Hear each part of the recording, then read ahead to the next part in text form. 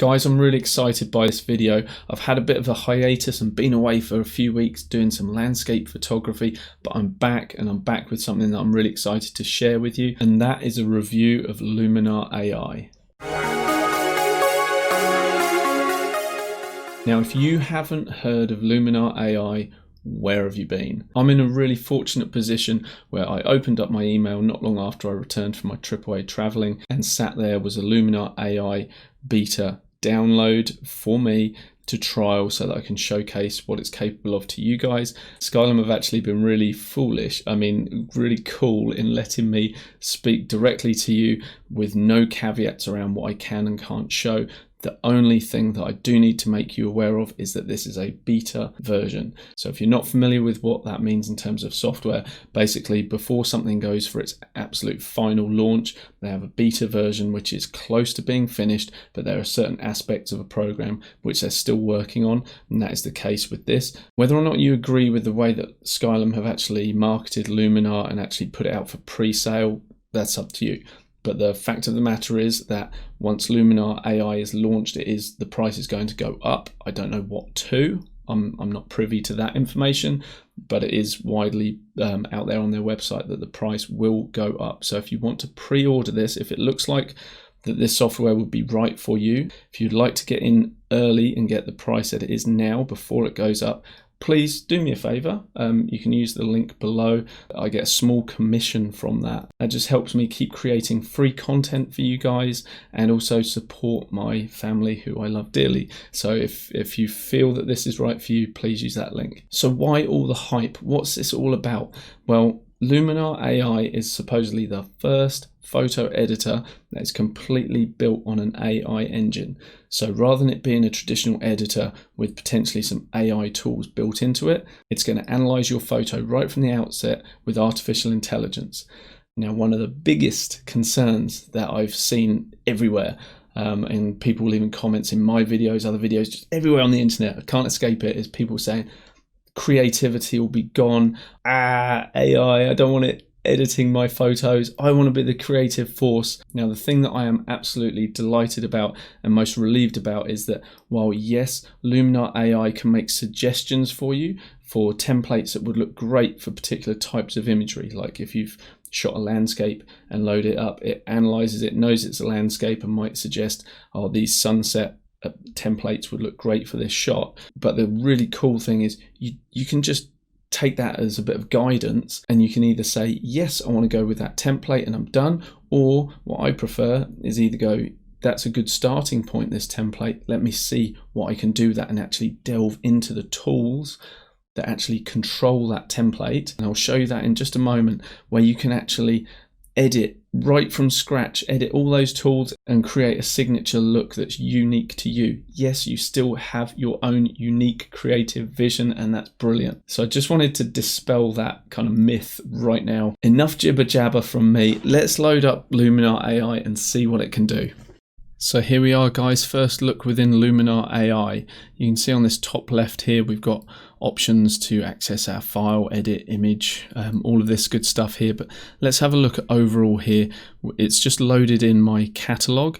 What I love about this is that my photos exist within the folder structure, and literally all I've done is point Luminar to that folder. So within here, I've just got some examples of animals, architecture, flowers, landscapes, and you can see actually in real time just how quickly these are loading in, which is really nice. As soon as I click on something, the photo thumbnails are there. It's really speedy, and I think that is one of the biggest things I've noticed, and the things I'm most pleased about with this new version of Luminar, which is things are just so much quicker. Now, I've got to be completely honest, in the past I've found Luminar 4 can sometimes just have things running quite slowly, and particularly on things like exporting the images, it was slower than I would have liked. And one of the big things I've noticed that I'm really happy about with Luminar AI is it's quick. Like, you click on things and you get fast response times. Like, literally I double clicked on that photo and it was there. I double click on another one, or sorry, I'm single clicking. So you get that lower resolution version to start with, and then bam, just like that, the full res version is there for me to work on. So if I click on another shot here, just like that, it's there. Now it's not a full resolution rendered version, just like Lightroom. It takes a moment just to kind of load the photo in, but actually this is much quicker than Lightroom rendering a preview. When I zoomed in before, you'll see there was just a tiny momentary lag before this popped into nice crisp clarity. Brilliant. So as an overview, you can see that from the catalog point of view, you've got all your folders here. The catalog is by no means the most robust and complex catalog. Lightroom has a lot more cataloging features, but the guys at Skylum have said on many occasions they're not trying to replace the digital asset management system that Lightroom is. They're trying to create a problem-solving tool for photographers which can edit the photos creatively and do that in a quick way, saving you from the boredom and the tedium. So let's see just how that does that. Let's check out templates. What we have over on the right hand side is a recommendation. Now this is where the AI comes in, saying for this photo we recommend the people section. This is one area where the guys at Skylum and Luminar, they're still working really hard to actually fine tune exactly how these algorithms are working. Yes, it's got a person in it. Let's come to the people collection, and from here we can start looking at some different templates. That's midday, this one's focus. We could have iconic. I'm sure when this is released there will be a lot more templates to choose from, but it certainly shows us the functionality and how this tool is going to work, and I think it's got a lot of potential. So if we want to work on a different photo, we just come back to our catalogue. Let's jump into landscapes and let's just select a random photo here. Let's go with this lighthouse here. And there's a tiny delay, and that is Luminar analysing the photo, getting it ready so that the AI understands and recognises what's in the scene. And to be honest, I'm prepared to take a small hit in terms of a couple of seconds for the image to be analysed if that then enables me to utilise tools such as things like sky swap. So for example, if I want to swap this sky out, I'm sure I could do that like with a click of a button. So let's have a look at this one. If we click templates, straight away we've got a few different options coming up here in the top right hand side. Storm chasers, we've got sunsets. So if we came into storm chasers, for example, let's say we find a template we like. Let's say backlit clouds, for example. In actual fact, I'm not a big fan of this. I don't know why I'm going with this example, but I want to show you how if you've applied a template but you don't want it at its full strength, what you can do is actually grab the slider here and just reduce the intensity of that overall template. And that's a pretty cool feature. That got reintroduced to Luminar in version 4.2, I believe. Wasn't there in Luminar 4, the first one. But it's such an important thing because it's so easy to overdo your photos, particularly when you're dealing with such powerful tools. Just to have that ability to say, hey, I've overcooked this, but I don't want to go in and just reduce each slider individually like you have to in something like Lightroom. You can actually just decrease the overall look just like that. Now, I mentioned that you can actually come in and change these templates. Your creativity isn't subject to the AI that's within Luminar. So let me show you that. If we click the edit tab here, we can see that straight away we've got now access to the essentials section, and on the right hand side here we've got other sections that we can access. So we've got creative, we've got the portrait, and we've got the pro section. And then the new section, which is down here, is to do with local masking, and I will get to that, but that's a really cool feature. For me, the jury was out on whether this was going to be a good replacement for layers or not, and spoiler alert, it is. It's really good. Well, I will come to that in a minute. But let me just talk on this layout itself and what it means. I don't know about you guys and your opinion on this, but I just think the layout has been really cleaned up. A really nice, clean, professional look. It doesn't get in the way of the image, but everything you need is like really nicely organized. So for example, within this Essentials tab here, we can see which of the tools are being applied to this template. See this little dot just to the left hand side here? You've got light. We know that something's been done within this panel. You just click it, it folds down, and you've got access, and you can see what's been done. So I think this is actually a fabulous tool for people who want to learn photo editing. Rather than just clicking a template and saying, I'm done, dive a little deeper, go to a template you like, and then put on your Sherlock Holmes hat and go, well, why do I like this template? What's going on here? And you can see here that this particular template is using the extremely powerful Accent AI tool, which has been there. This was one of the tools that just blew me away. When I first saw it in Luminar, I was just like, oh my God, it's doing so many cool things. It's analyzing the image, improving the exposure, the contrast, the saturation, the colors, like everything. So this is a really cool slider. Anyway, you want to go easy on it. Don't push it to 100. It can be just a little bit too much. But there you go. You can see that that's included. You can also see that structure's included, which is just sort of adding localized texture. And the mood section is fantastic because you've got access to some really interesting looks instantaneously just through the LUTs, which, if you're not sure what they mean, that is just a lookup table, and basically it's applying a colored look directly to your photo. So you could effectively do nothing more to a photo than come in here and find a LUT that you like and just apply that. So we've gone from where we were before to a really nice soft muted kind of look here. So you could start with that template we had before and then end up somewhere like this and go, do you know what, this is more the look I'm going for. I like this. Those of you who are familiar with Luminar will know that these tools up here give us a before and an after. That's still there. I've always really enjoyed just that toggle of being able to hide or show the effect, whereas in Photoshop you have to alt click on the bottom eyeball in the layer stack to see where you came from, or other workarounds like that. But this is just a really nice quick way to see before and after, or you can have that slider across there as well. And hopefully you guys can see by me recording a video, which is using my processor, and working on these photos, which are coming straight from a Nikon D850, which is creating huge file size, which in itself is a level of complexity for your processor to work with. It's really responsive, and I'm really stoked about that. The guys at Luminar have worked hard on improving the speed, and I believe they've really needed to, but I feel like they've really done a great job of it. Along with this new software, there are some really cool new tools, and I want to have a play around and see where they work. I've not used it on this particular photo before, so let me show you a different approach to what we just did before.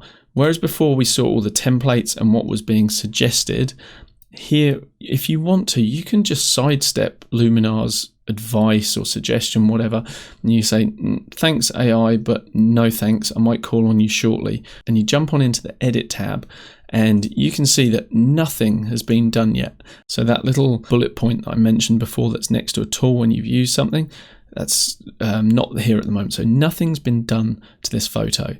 So we could use the AI accent tool, and I really like that. That's a really good starting place for a lot of photos.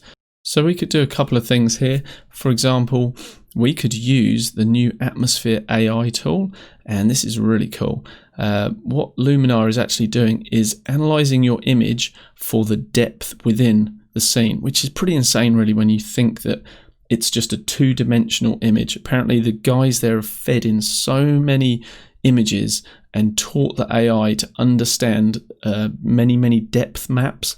So the distance from the background horizon all the way to the foreground, and it can then intelligently put in things like fog, layered fog, mist and haze. And depending on the image, you get more out of this tool, and it's not one you need to use for every image, obviously, but for some landscapes like this on a misty morning, it's perfect. Like in the past, I've quite enjoyed using the sun rays filter, and what we can do is just place the sun center right over where the sun is. But without the fog, there's nothing for the sun rays to catch in. There's no atmosphere there. So having that ability to use Atmosphere AI in conjunction potentially with this sun rays tool is just fantastic. The tools that do utilize AI do have a little AI next to them to denote that. Sun rays doesn't, but I always find it is It may not be an AI tool, but to me, I find it very intelligent. If I move that sun around, you can see how the trees are actually masking those rays. So that's, yeah, clever stuff. Love it. Let's push the amount up more just so we're overcooking this one, but just so you guys can see the effect. And then we could come into that mood section that we looked at before, choose a LUT that we like the look of. And the cool thing with this is as you scroll over, you get to see what that look is actually doing to the image. So we might want to go for something like smoky and increase that a bit, and that just warms up that image. So even though it's a cold, frosty morning, we've warmed the image so it's kind of got a more inviting feel to it. Now I've seen we've got a couple of little light flares here, which is a great opportunity to show how they've actually improved the Erase tool. So the Erase tool is now within the Essentials tab. If we come and click Erase, it's just paint over the top of that light. Click Erase and see how quickly Luminar can sort it out. And that has done that very, very quickly. So if I return that to how it was before, you'll see what we just got rid of, and it did it really quickly. And if you didn't know the before and the after, you would never know that we've done a little fix up on that part of the image. So guys, I just wanted to talk to you a little bit about getting the most out of this software. Yeah, sure, I have found massive speed improvements from Luminar 4, and I'm really, really pleased about that. Bear in mind, my computer is now over 2 years old, but it was a bit of a beast when I did put it together. But so you get the most out of this software. If you are running a really old computer or one that's not particularly highly spec'd, don't be getting an AI-driven piece of software where you're expecting the computer to do all the thinking for you and then expect to have a good user experience. It's just not going to happen. To get the most out of this AI software or any software that is being AI driven, you really need to be at the higher end of investment in terms of your computer technology. Newer and higher spec is better. If you're using an older system and it's not particularly well spec'd out as well, or either of those things, your user experience just isn't going to be that good. But I'm just saying that to try and manage your expectations so that you're not trying to run this on a 6-year-old laptop off of a spinning hard drive. Why is it so slow? My 4 meg of RAM just really isn't cutting it here. So make sure your machine, whatever you're using, Windows or Mac, is correctly specified. So in Windows, you need to make sure you're running Windows 10, not 7 or 8. Even Microsoft is not supporting those anymore. Move on, it's time to get Windows 10. You want to make sure that you've got at least 8 gig of RAM. Personally, I'd be looking at 16 gigabytes of RAM. It will work with 8, go 16 or higher. You need to have at least 10 gigabytes of free hard disk space, and forget the old spinning drives, like their day is done and dusted. An SSD, solid state drive, is the way forward. In terms of a processor, you need like an Intel Core i5 or better, or a Ryzen 5 or better, and a good graphics card, something that supports OpenGL 3.3 or higher. And I'm going into a little bit of specifics, but just make sure, go into your machine and just make sure that you have those specs. The better you can invest in terms of your hardware, the better your user experience is going to be, not just for this software, but for any software.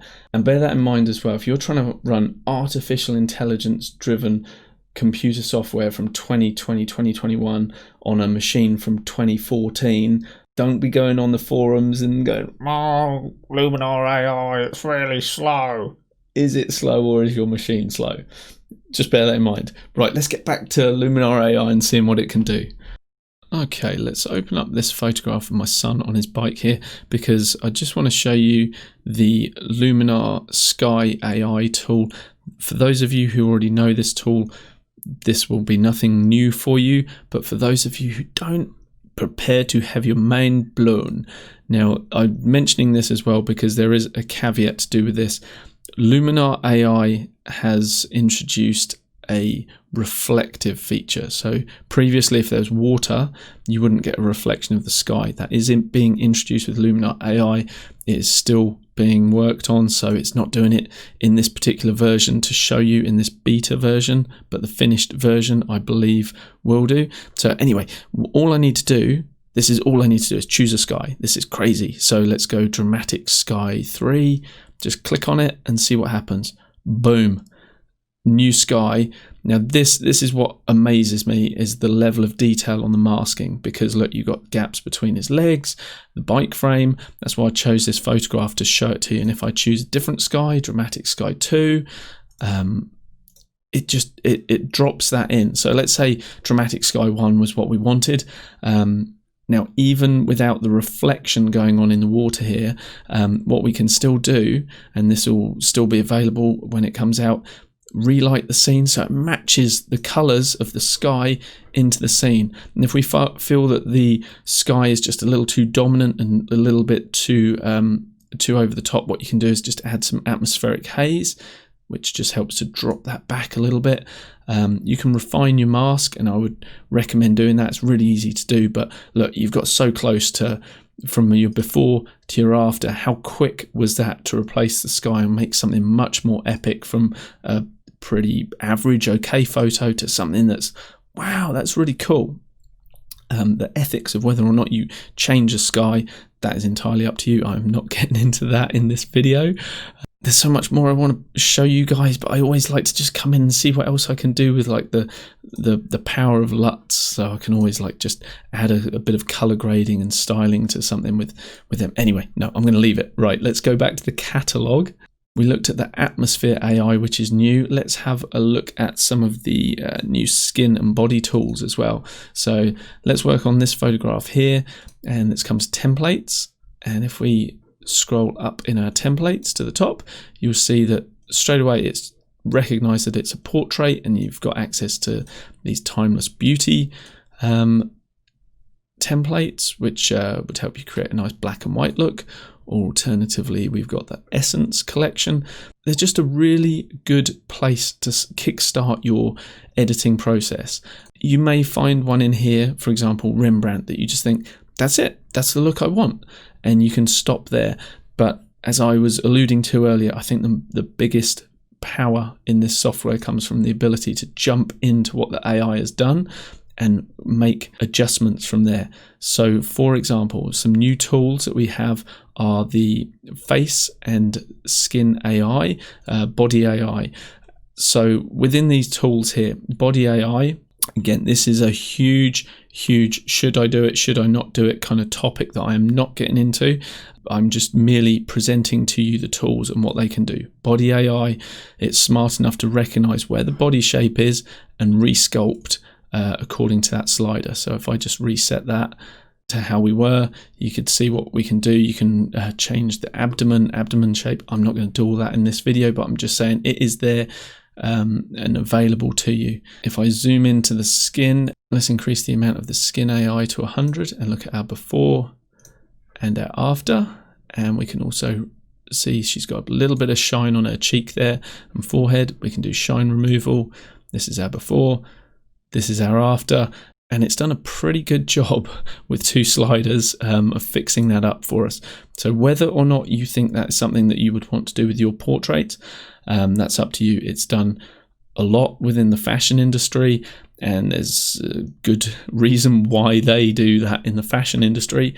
But what I will say is, if you're doing this kind of stuff, which I have had to do in the past, doing it in Photoshop, there are really complex techniques such as frequency separation that you can use, the dodge and burn method, just those kind of techniques, really infinite control over the sculpting of the face and the retouching. But my God, you can lose yourself in hours just retouching a face. So to have 2 sliders to do that quickly, it may not be as perfect as you would have it done in Photoshop, but for the sake of doing something in 20 seconds as opposed to 2 hours, I think that is a huge benefit to so many people. Now, while we're in the portrait section, let me show you something. If we come to templates here and we can select a new template, let's go for Essence and just try a couple of these and see what we like. There's Fashionista for a good start.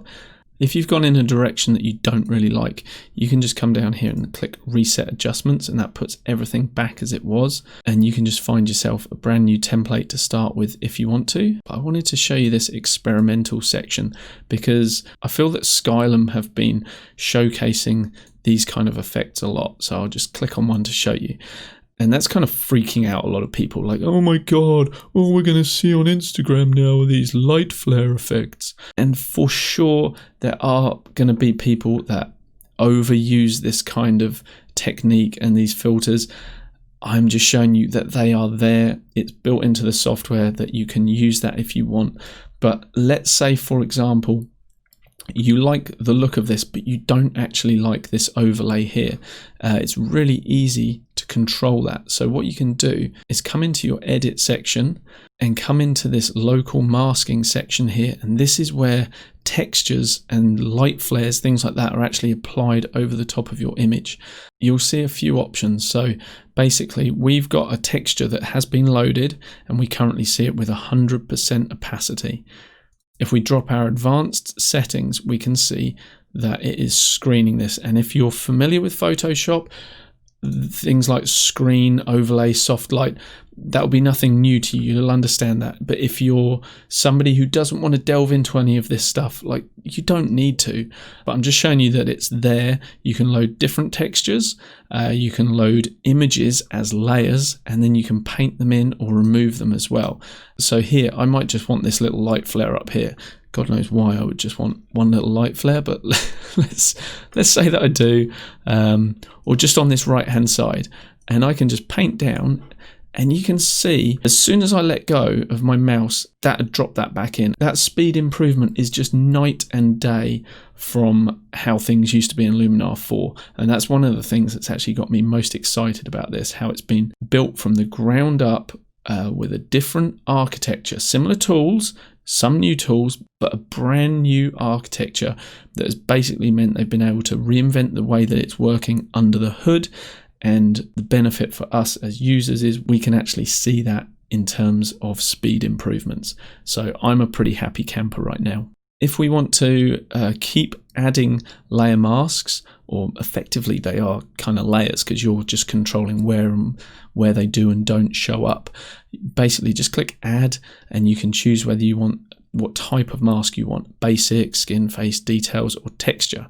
So for example, for this one, let's just add a basic local adjustment, and we might want to change the warmth of the image. Let's say, let's increase the exposure. Actually, I'll tell you what we'll do. We'll darken things down and reduce the contrast and reduce the shadows. And then what I'm going to do is actually paint it away from her, so she just pops off the background just a little bit. So let's erase that. And you can still use your bracket keys to control the size of the brush. And I can just paint that away from our wonderful model Sammy here. So you could actually use this kind of technique for actually dodging and burning. There is a specific dodge and burn within the panels, within the Pro section, I believe. There you go, dodge and burn. But you could do a more refined version of dodge and burn if you want to. So that's another really cool thing with this software, is you can use these layer masks and layering effects to actually really finesse and fine tune your imagery.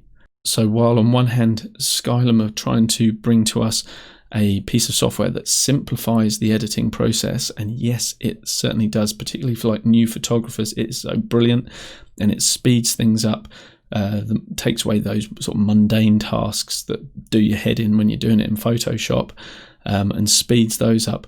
But if you want that level of complexity, which personally I do, you still have that, which is really great.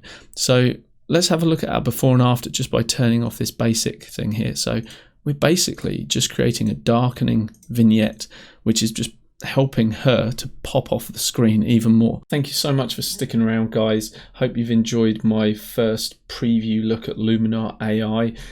This is the beta version that we've been testing, just to reiterate that. So a lot of the tools will be improved further. We're going to have more templates available, stuff like that. So things like the Sky AI with that reflection, that is still to be introduced. But from what I've been able to ascertain from using a close to finished version, I'm really enjoying using it. I really like the new workflow, and I'm finding it really intuitive. Like, I know these tools that are under the hood pretty well, apart from obviously the new ones. I'm still looking at those, but they're just so easy to use. So I think for a new photographer just starting out, I still think that Luminar AI is just so hard to beat, because basically you can get really good results with the click of a button if that's what you want. But beyond that, the creativity isn't stifled. It's the opening up of creativity, because you're able to look at different directions that you can take your photograph and say, yeah, I really like this, or I really like that. Oh, I hadn't considered maybe doing it in this kind of style. Yeah, maybe I'll pursue that further. And then you can dive in and play around with the controls to get the look that you're really after. So you can still forge your own creative look very easily. It's due to be released in Skylum's terms this holiday season. We still don't have an exact release date.